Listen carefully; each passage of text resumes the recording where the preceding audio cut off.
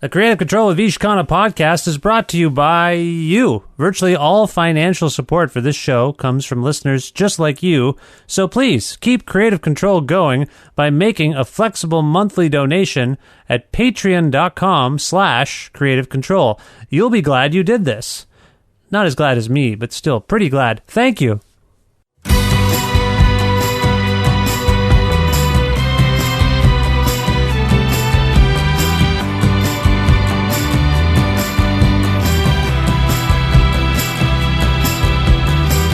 Friends are warmer than gold when you're old. Keeping them is harder than you might suppose. Lately I tend to make strangers wherever I go. Some of them were once people I was happy to know.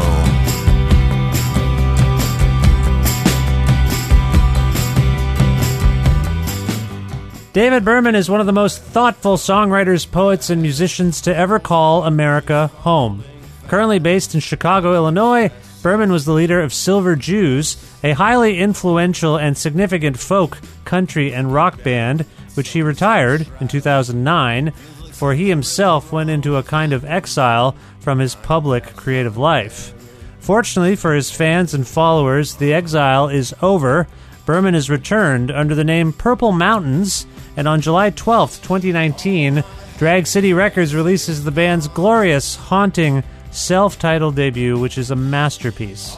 David and I connected recently for a conversation about why Silver Jews ended and what he's been up to since, his relationship with U.S. politics and his estranged father, the Republican lawyer and former lobbyist Richard Berman, the story of making this Purple Mountains record, Dan Behar and the band Woods, where these Purple Mountain songs came from and what they might mean, future plans, and much more. As an aside, this interview has been a long time coming and is deeply meaningful to me. I'm very excited to share it with you. Thank you, David. Thank you, Drag City. With the support of listeners like you who subscribe to this podcast and spread the word about it and make flexible monthly pledges at patreon.com/Creative Control, plus in-kind support from CFRU 93.3 FM, Pizza Trokadero, The Bookshelf, and Planet Bean Coffee in Guelph, and Grandad's Donuts in Hamilton. This is the 481st episode of Creative Control, featuring the brilliant David Berman, with your host, me, Vish Khanna. 'Cause everywhere I go, I know. Everywhere I go, I know. All my happiness is gone. All my happiness is gone. It's all gone somewhere beyond. All my happiness is gone.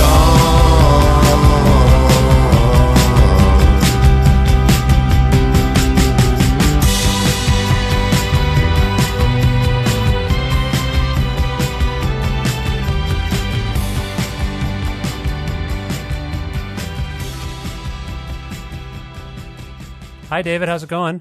Hi, Vish. I'm doing well. It's nice to finally speak with you again. It's been a long time. Yeah, good to hear from you. And see you a little bit using the internet. Yeah, no, it's true. It's true. So first of all, what I often ask people, and if you're in an undisclosed location, that's fine by me, but where in the world are you, David? I'm in Chicago. I'm in the Drag City building. There's some apartments here, and I've been staying here for a couple months. Nice. How's that going? It's nice. I mean, my room is right next to Dan Koretsky's office. Mm-hmm. And, you know, he's the big CEO of Drag City. And so when he comes into work, he pounds on the door and comes in and does his inspections. And so it can be sort of visible, but it's good. I can live here for free. Okay. Well, that part's good. That part sounds good. But the constant scrutiny of the CEO of your company, that's got to be difficult. It can be, but I just have to Bartleby him out of the room and I just shut down or roll over in the corner and he leaves. Yeah, yeah. Well, that's good. I'm glad you're having fun there in Chicago. So I'm very eager to talk to you about this Purple Mountains record and the songs on it, but I know there will be people wondering sort of what you've been up to, what's going on, the logistics of all of this. So first of all, let's begin with that. Why have you been lying low since Silver Jews stopped? I know people must be wondering this. Well, I decided that I was 40 years old and I wanted to do something else.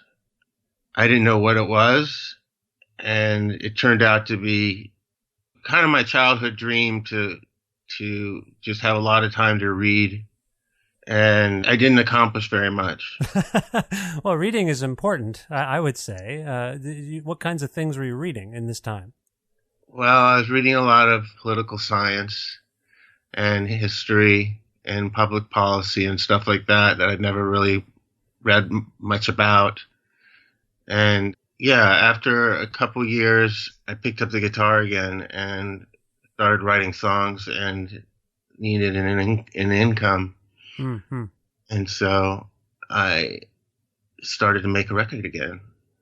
Now, this stuff that you read, particularly the stuff about public policy, I'm not sure, and it's probably hidden within it. I'm not sure how much of that informs the lyricism on your new record, but you do have a blog as well.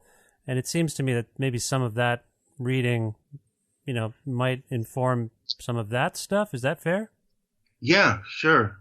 Yeah, I mean, what I would find that I found interesting, I needed an outlet to share.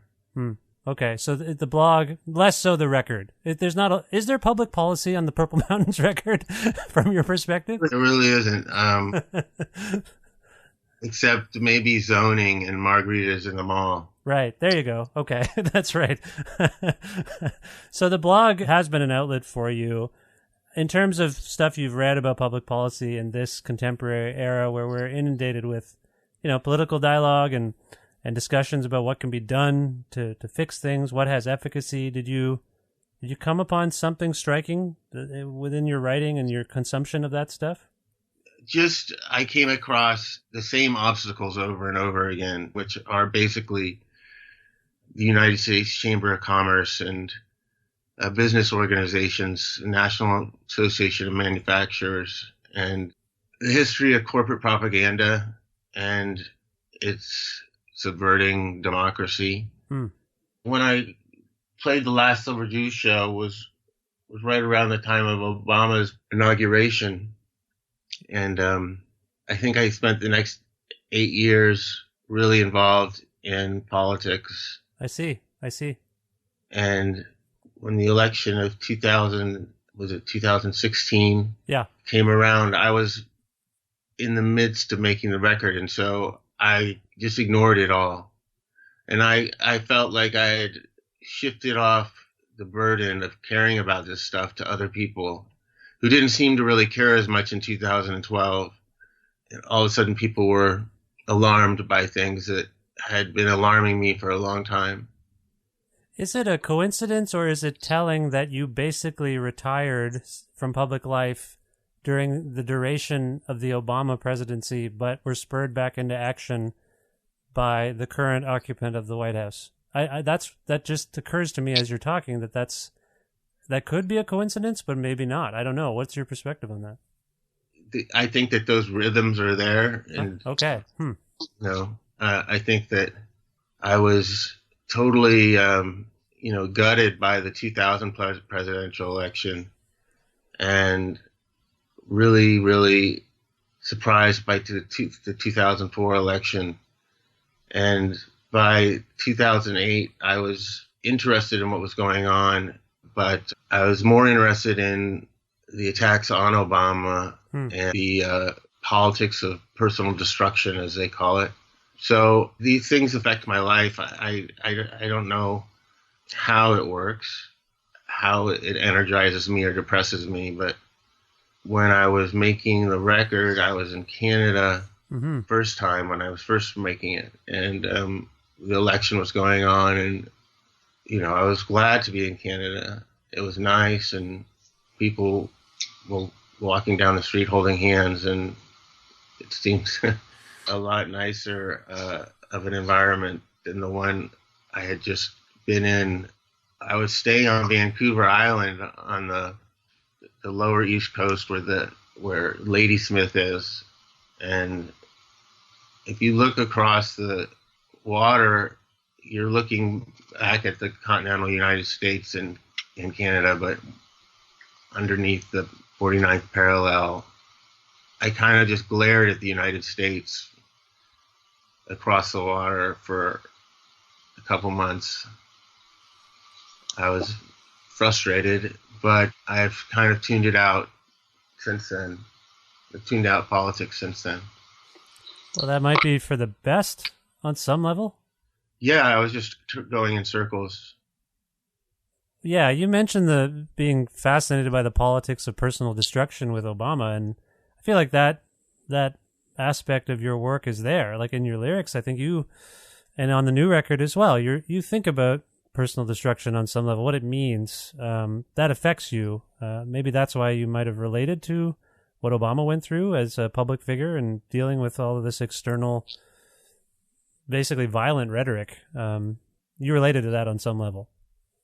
Yeah, I mean, definitely. It's pretty much my father's work that I think, in a way, revolutionized Republican politics and made it far more aggressive.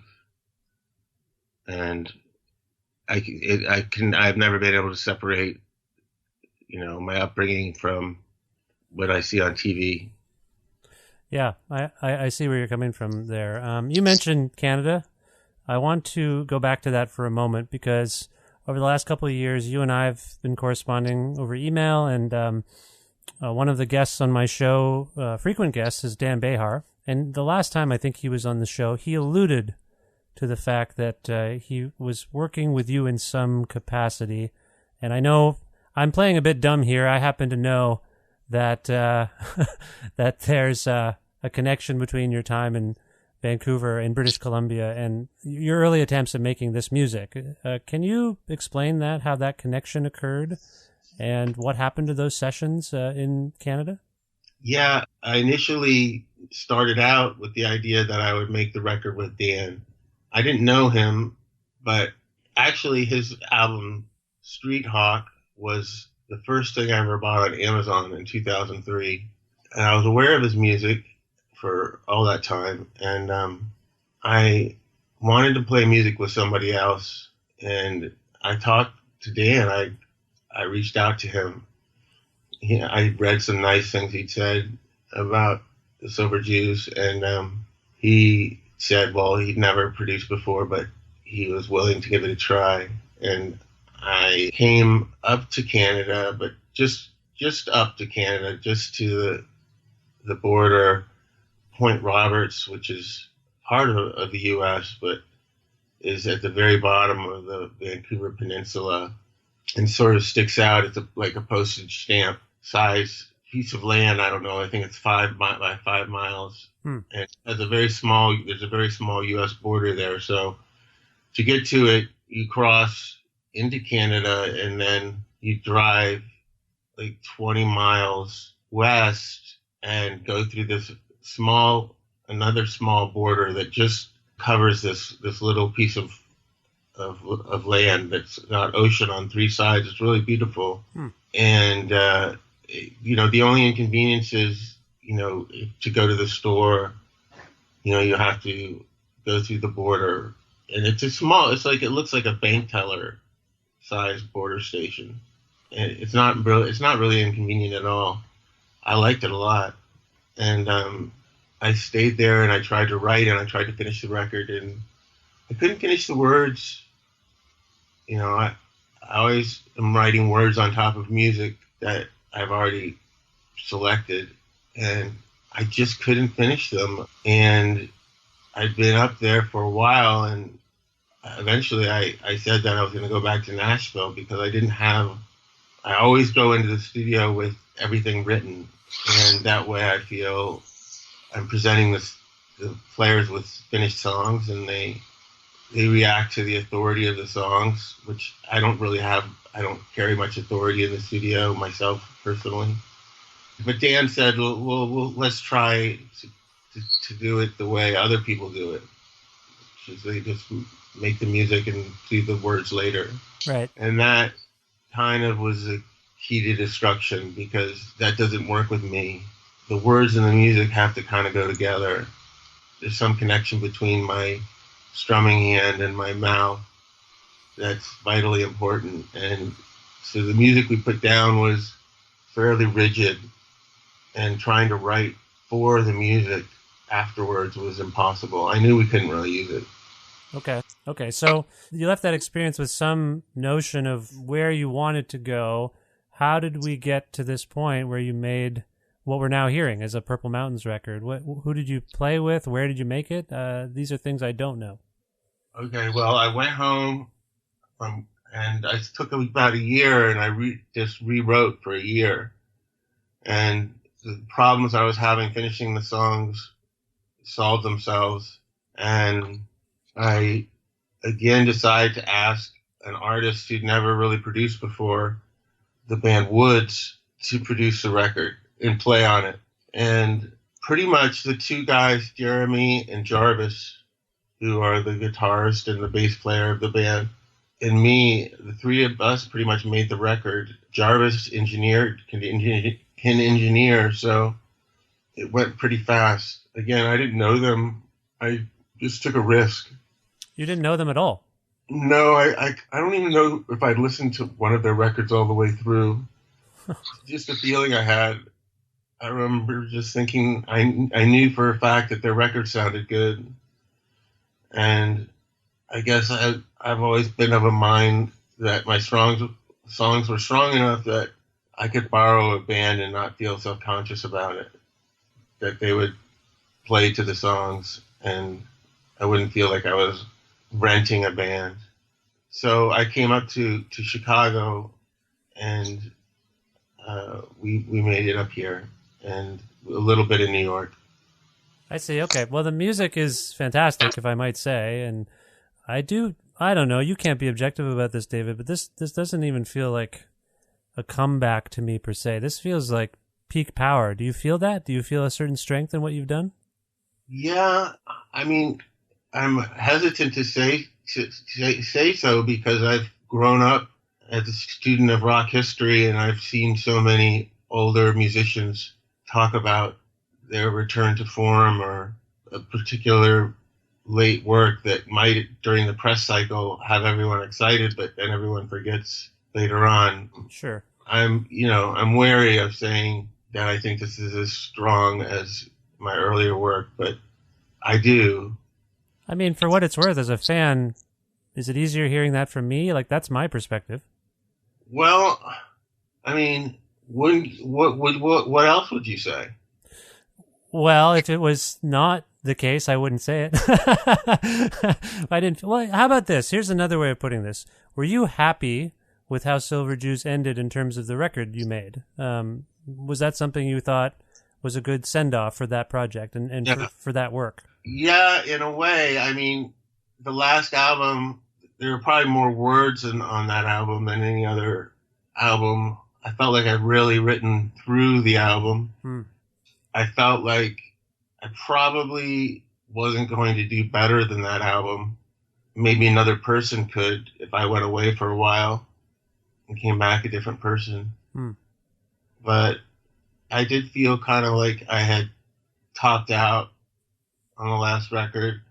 I was very alarmed when that point in 2008, a Pitchfork review really meant a lot. And it got a really, average rating on Pitchfork, 6.7. And that really burned me for a long time. I really felt, wow, I really tried as hard as I could. And I really got the message back that maybe I had peaked. And so I decided to walk away from it. And also, quite honestly, I always had the feeling that older musicians stuck around too much and used too many resources. And that I could get out of the way and make room for someone else. But then after when I started writing songs again, I didn't really feel like anyone else had come along and done the exact same things I was doing. One of the weird things about my place in time is that there's not a younger generation that came up behind people my age to make us feel obsolete. I'm 52, and I still basically live like I did when I was 22. I never had to grow up. And I never had a younger generation below me telling me to move on. That's interesting. That's just a cultural feeling you have. Yeah. I know that for a fact that it was just the changes going on below you that made you feel that you were an adult, that goes you out of the world where rock and roll was made.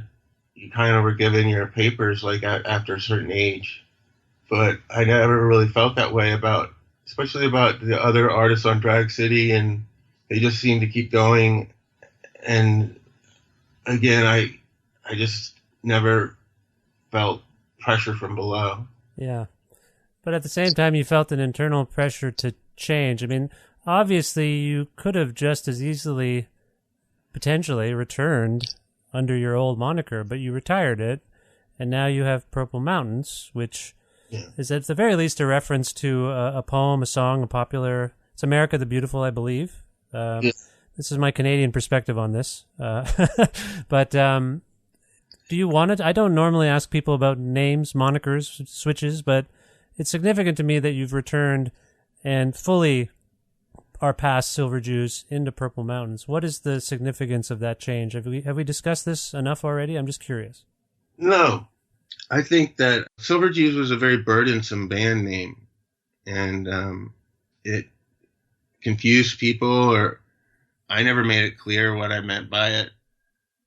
I think it wasn't really even until the end that I really realized what the proper definition of a Silver Jew would be outside of the context of my music, which would be a Jew that is Jewish down through patrilineal descent, which would be a Jew that's not a Jew, really. It's the outsiders to the outsiders.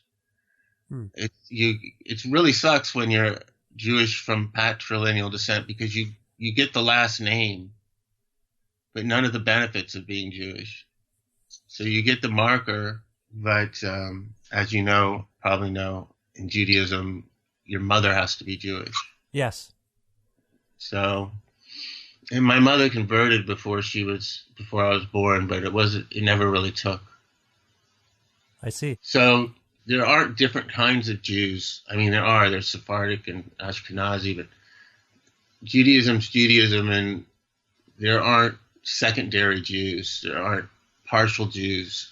So a Silver Jew isn't a Jew at all, really, but it conveys belatedness. Even of my interest in Judaism, which came very late in life. Right. But in the end, I felt alienated for precisely those reasons, from fully dissolving myself in Judaism. So given your exploration of public policy, maybe American politics, does Purple Mountains have that significance? Is it related to that? Well, it is. I mean, it's kind of cynical in a way to take that name. It's kind of hijacking the unofficial national anthem. It's a bit of a satire. Yeah, it's just a piece of almost public property. But actually, it's interesting because Purple Mountains with the S is a mondegreen, like, excuse me while I kiss this guy. It's actually not Purple Mountain's Majesty, but Purple Mountain Majesties. Oh, okay. So, right. So Purple Mountains is never really said in the song. So I don't know. The name change just seemed like came along from the very beginning when I was writing the songs. I knew that it would be under a different name. Right. Now, I wonder if you would be willing, David, to indulge me in something of an exercise where we talk a little bit about each of the songs on this record. Would you be willing to do that? Sure. I'm just curious about various things, and we've been doing some stock taking here. in terms of catching people up and catching me up on where you've been. But I feel like that's just the way I feel, which opens the record. Is this a similar kind of pronouncement? Here's kind of what I've been doing, how I've been feeling, what I've been up to. Is that what you were kind of going for with that song? Yeah. I had the idea that I could be pretty honest. I've never been afraid to be autobiographical. These songs are very autobiographical. Mm-hmm. Yeah, that's just what it was. It was just an opening introduction to the record. Well, you've done a thing here with Woods that I find fascinating, and we'll get to it maybe with each song, each relevant song. Like, that's just the way I feel. All my happiness is gone. Maybe I'm the only one for me. These are all pretty dark, very dark sentiments in so many ways, but you've packaged them as these very jovial kind of pop songs, which I find, my wife was saying that it will be interesting to hear people walking down the street singing, all my happiness is gone. Like, it's such a dark sentiment, but it's so pleasantly rendered. Was that intentional on some level? There's like a dark humor thing, maybe? I think so. I mean, once the songs were written, it just complexifies the profile of a song to have the music and the words at odds. It's a country music trope in particular, I'd say. Yeah. It comes natural to me. I think a lot of my music is like that. Well, in All My Happiness Is Gone, and the first two songs in particular, like, when you sent me this record, I was very excited. And then I listened to it. I told you I was excited, and I was grateful. But then when I wrote you back a few days later, after I'd been listening more and more, I said, David, are you okay? Because the level of sadness and depression in some of this music is rather overwhelming. But like I said, I was swayed by the packaging. I was a sucker for the packaging. I thought these were kind of jolly. And you mentioned these are really autobiographical. What did it mean to you to express the pain, the sadness that you're going through in this way? Well, I have, for a long time had struggled very, very much with what people call treatment-resistant depression. It never goes away from me, and I'm surprised I've made it this far, really, in life. There probably were 100 nights over the last 10 years where I was sure I wouldn't make it till the morning. Yeah, I'm a very depressed person. And I felt even worse about myself as time went on, and I wasn't doing anything. So I do feel better now, having completed this project. Yeah, that's good to hear. I was going to ask, does this work help you? It sounds like it does. Yeah. Okay. Now, those are the first two songs. When we get to Darkness and Cold, Snow is Falling in Manhattan, and these, by the way, I feel like the record is sequenced in a very purposeful way. I feel like the songs kind of correspond with one another, maybe in pairs. Is that fair? Yeah. You thought about this? Yeah. Okay. So there are themes of death and depression and sadness and loss, but there's also very prevalently, I think this is a breakup record of some kind. When I think of Darkness and Cold and Snow is Falling in Manhattan, and we'll get to it, She's Making Friends, I'm Turning Stranger, this is reflective of something that's gone on in your life. Right. Well, Cassie and I had been married for 20 years, and when I quit music 10 years ago, like I said, I really retreated into myself.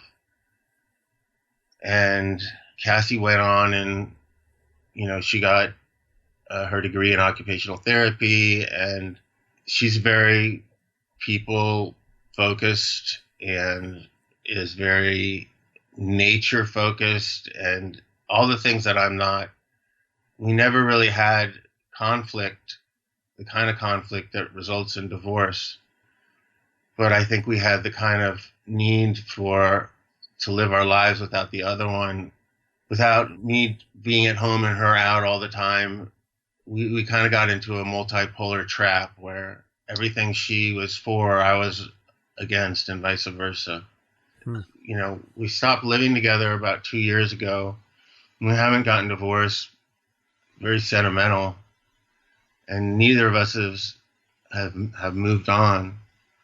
But Yeah, the stories there and the songs.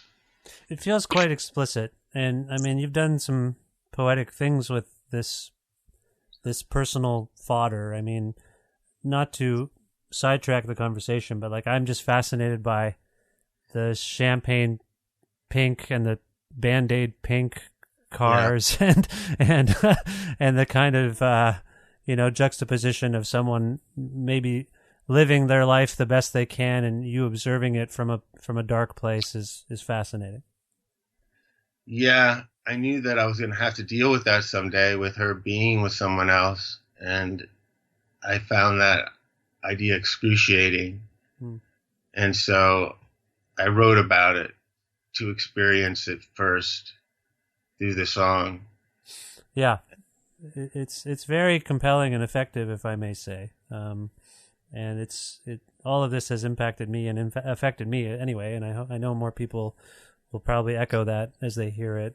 Snow is Falling in Manhattan is something of an anomaly in terms of its sentiment. It feels a bit less personal somehow. I feel water levels rising and maybe a little climate change in there. Maybe that's my reading. What were you thinking about with that song?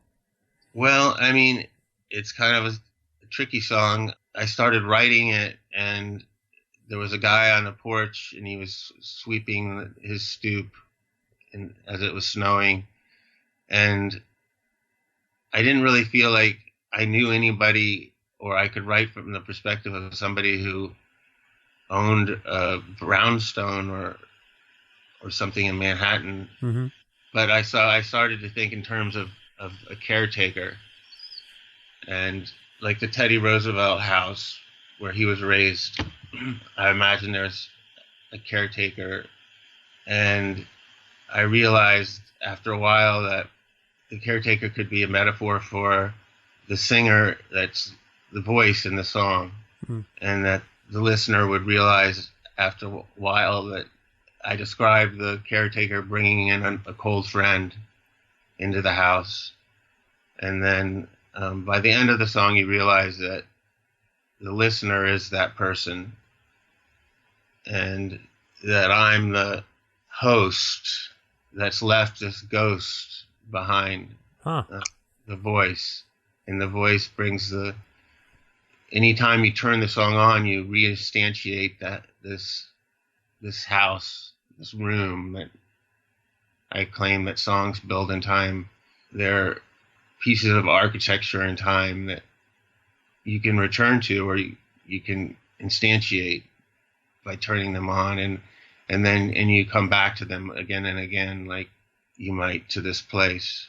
I mean, that was all clear, right? Well, it's going to make me want to re-listen to the song that I've been listening to for months and try to get back into it from that perspective. Yeah, no, it was clear on some level. It actually sparked a thought as well, because I think people know you as a songwriter and as a poet as well. I think of you as occasionally, anyway, a narrative-based songwriter, where there can be a point A and point B every once in a while. Do you engage in sort of narrative storytelling in your practice at all? Not very much. I'm definitely a product of the postmodern era. I think in fragments, and I don't have a really good handle on storytelling abilities. Okay, so you don't try to write pieces of fiction per se. No, I didn't. There's a thing on your blog about a bunch of dudes, I think, discussing the nuclear Holocaust. Is that something that you're quoting, or is that something you wrote? They're going back and forth with each other. Oh no, that was picked up by.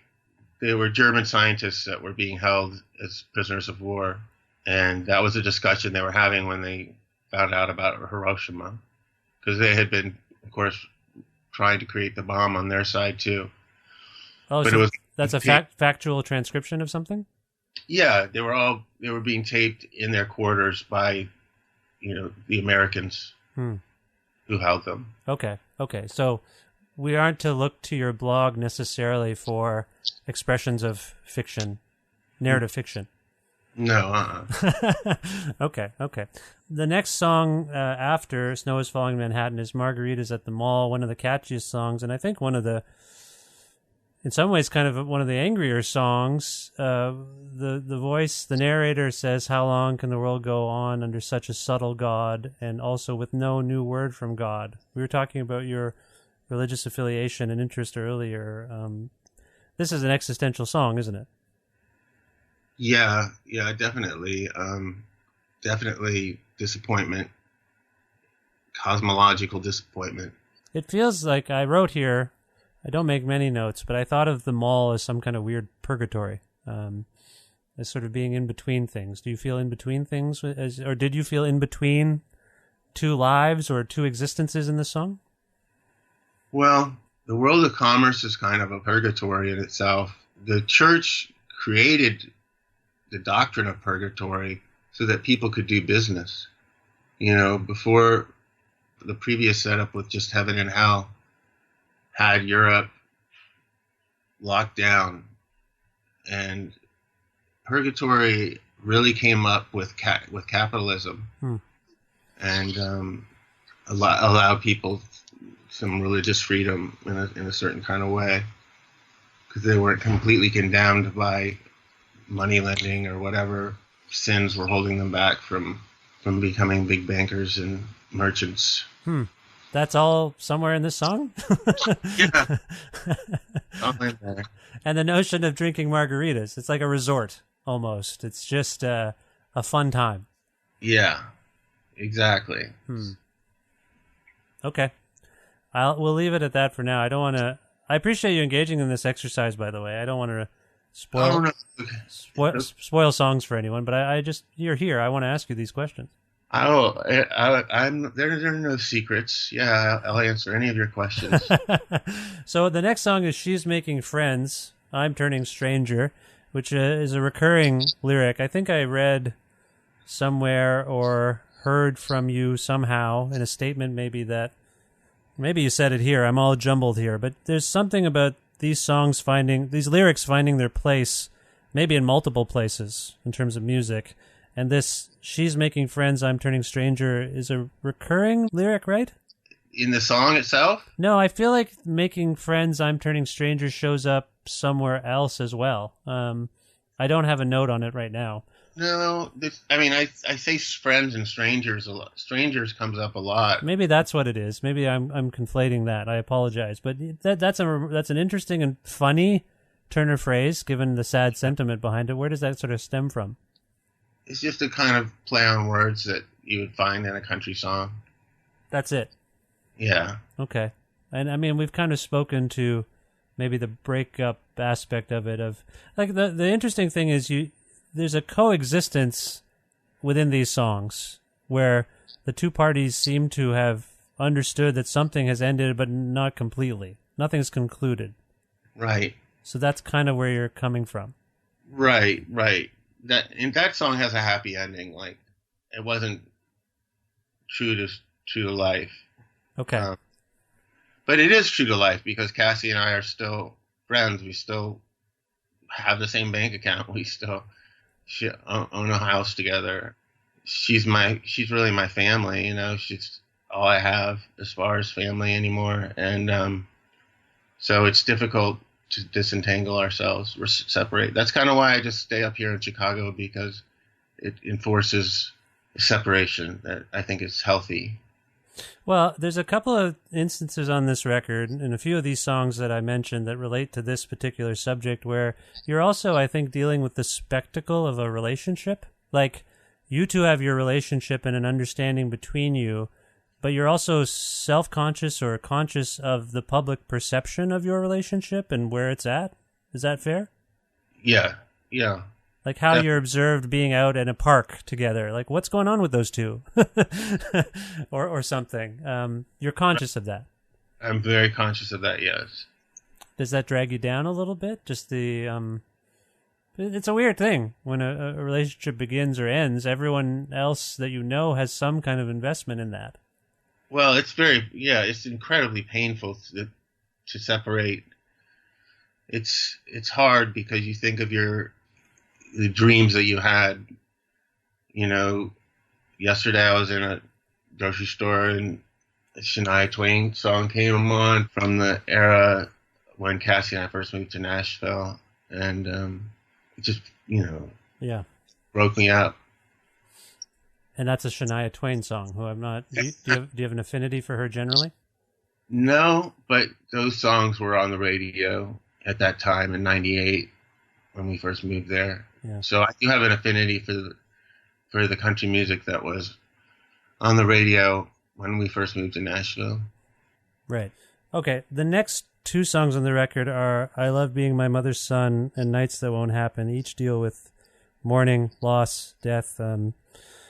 Again, you and I have exchanged messages about our moms and our their struggles with cancer, and that meant a lot to me that you were checking in and reaching out. I do want to say that. So thank you for that. And as an update from my perspective, in case you were wondering, she's doing rather well, actually. So that's been good for me. But I know that you were, I think at one point we were corresponding, you were trying to write and finish this song, I Love Being My Mother's Son. It's all there in the lyrics, but what do you want to say about that song? Oh, I guess that was the first song that I wrote. And I think it was kind of self-soothing. It was immediately after my mom's death when I was just hanging around in her little house, and something about playing the guitar, the vibration of the wood against your chest. That's when I really picked up the guitar again. And I think it was kind of like meditation, but it was also kind of like massage. I just played these simple chords, and I knew it was about my mom, but it didn't have any words. But I knew that the uplift in it and the sweetness in it. It's a beautiful song. I think any child who loves their mother can totally relate to it and be touched by it. So thank you for writing that song, if that means anything to you. Thank you. Nights That Won't Happen follows this song, and it offers, I think, your philosophical take on death. The dead know what they're doing when they leave this world behind. All the suffering gets done by the ones we leave behind. This notion that's true, that for the dead it's over on some level. For us, the mourning is just beginning. This song is related, I assume, to the loss of your mother on some level. Yeah. Her and a couple friends. This is to soothe you. I mean, the other song might have been a lullaby that you couldn't sing, but it seems to me that this song is for us still here. Yeah. I mean, it's a negative. It's a burn the bridges type sort of song, but there's probably some anger in it too. But it's like I said about the early years of your marriage, when you have all these hopes and dreams, and thinking about what won't happen because you're not together with someone, because they're dead or because you're separated. Yeah, you resent the departure, actually. Yeah. Right. That's part of the healing process, the questioning of why. Yeah. That's interesting. Who to blame? Who to blame for these things? Okay. Well, I want to move on to, I think, two of the more upbeat songs somehow end the record. I don't think the last song is particularly upbeat in its sentiment, but in terms of arrangements, the record picks up. Storyline Fever, it almost has a rap quality, like early prototypical rap days, yeah. I find. What's going on with that song? You say Storyline Fever and Storyline Flu, I think is what you're saying. Is that right? Did I get that right? Yeah. Yeah, so what is that? I've never heard that expression, Storyline Fever.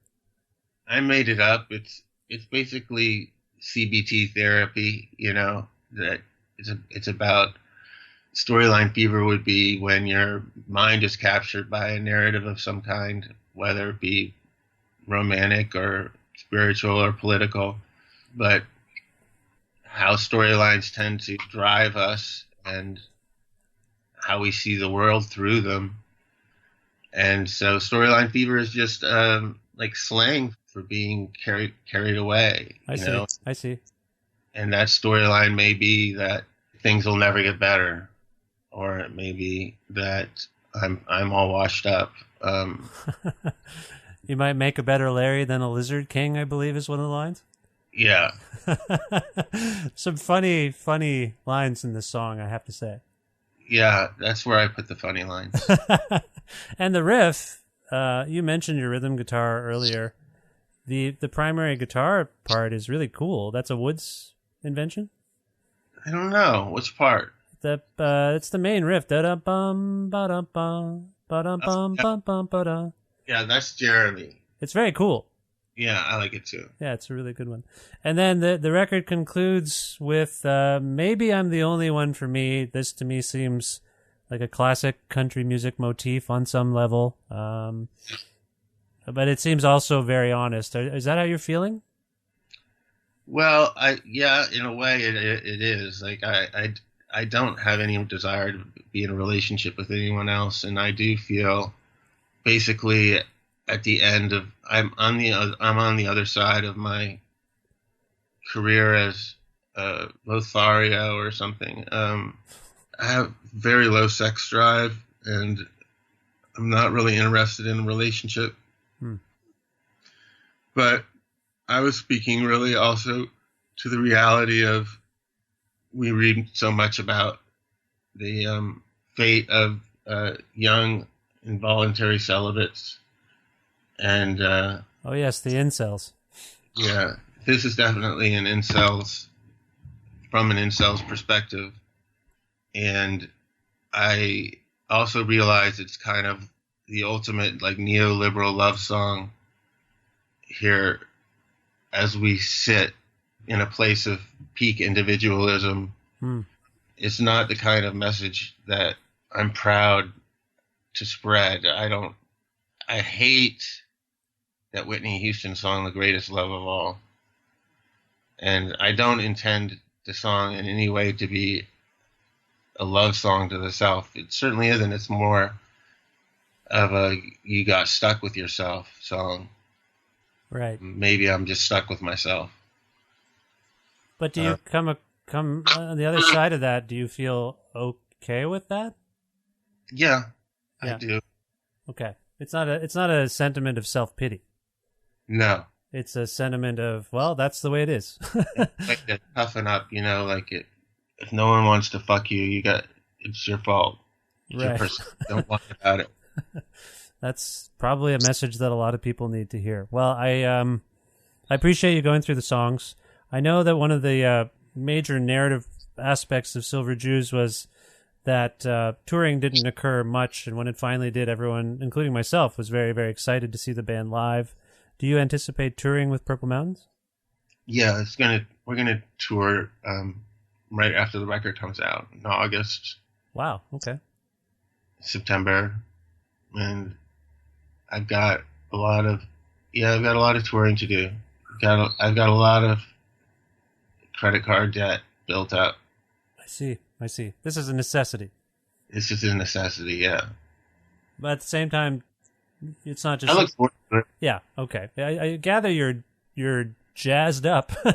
You've got something to say again. Yeah. I look forward to it. I'm jazzed up a little bit. Okay. And so what else is going on? Have you, after slaving over these Purple Mountain songs, are you writing still? Is there more material formulating? Yeah, I have a lot of extra stuff this time. And usually I don't write for a while after I've written an album, but I've kept writing. I have plenty of material. Okay. That's really heartening to hear. I forgot to ask in that touring question, is Canada on the map? Of course. I love Canada. That's exciting. This is very exciting. I'm very much looking forward to this. Well, in terms of people following Purple Mountains on the computers and their phones and whatever else they use, do you want to direct people to any particular site besides dragcity.com? Well, I don't think we have a site. I'm trying to Twitter a little bit, but I've just been Twittering pictures. That's PRPLMTNS. So who actually controls the Silver Jews Twitter? I just recently grabbed it from the guy who'd been controlling it for years. Okay, good. It drove me crazy because he would put other people's lyrics and write just off topic as if I just did not understand what he was doing. I couldn't get through to him, and I couldn't.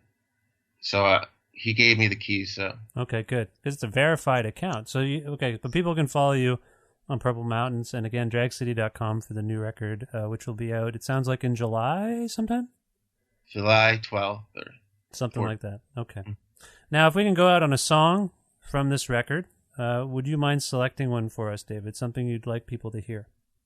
I guess I would say Darkness and Cold. That's my favorite song on the record, and it's the last one that got written. Very cool backup vocals on it. Who's responsible for those? Yeah, that's Jeremy Earl, and yeah, he came up with a really wild noise that he said, "Wata." Yeah, it's like a cowboy sound. I don't know what it is. I think of it as like a cowboy whooping somewhere on the plain. Yeah, I love it, and he did a lot of amazing stuff like that.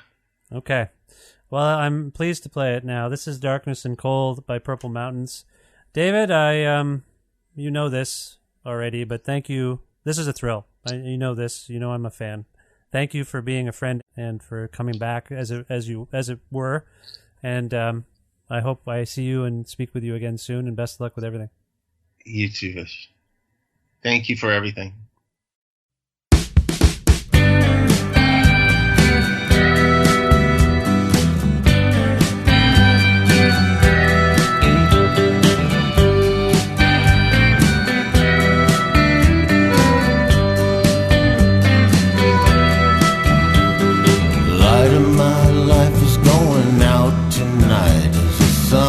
Sinks in the west.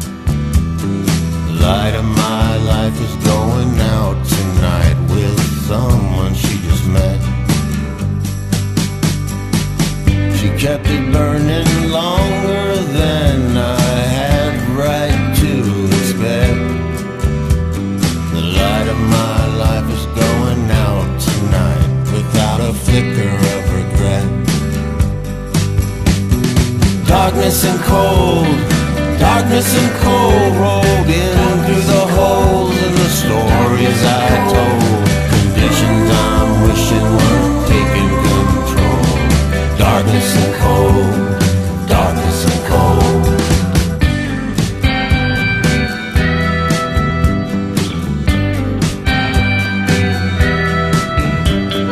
Light of my life is going out tonight.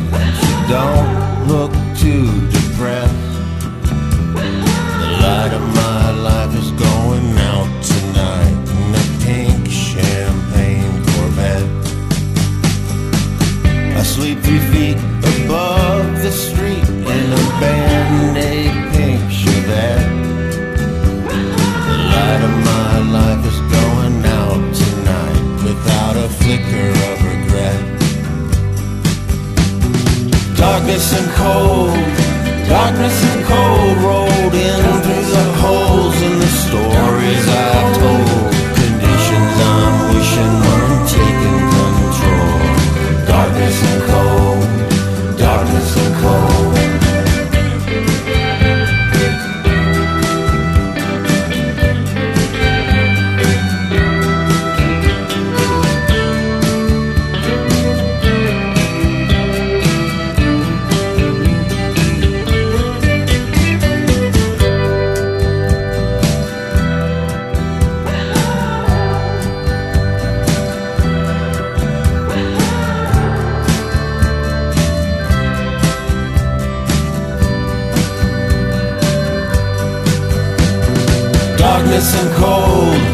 Darkness and cold, patiently encroaching on the animal.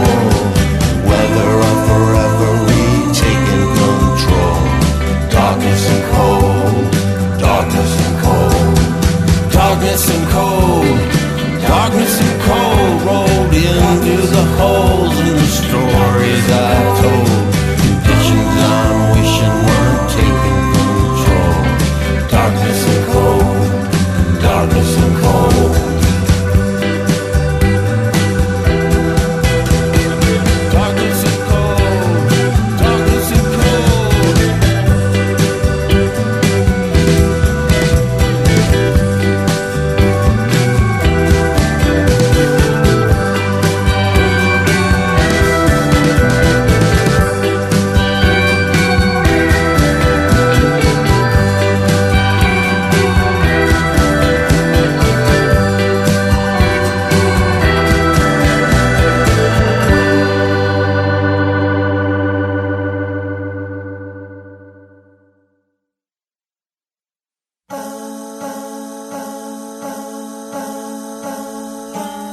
Eternal gratitude and thanks to David Berman, one of my heroes, one of my all-time heroes. You know, when people say, if I could just do this one thing in my life, in terms of like my career, that would be it. I wouldn't need to do anything else. This gets me one step closer. Offering you a David Berman interview gets me one step closer to that. That's how I feel.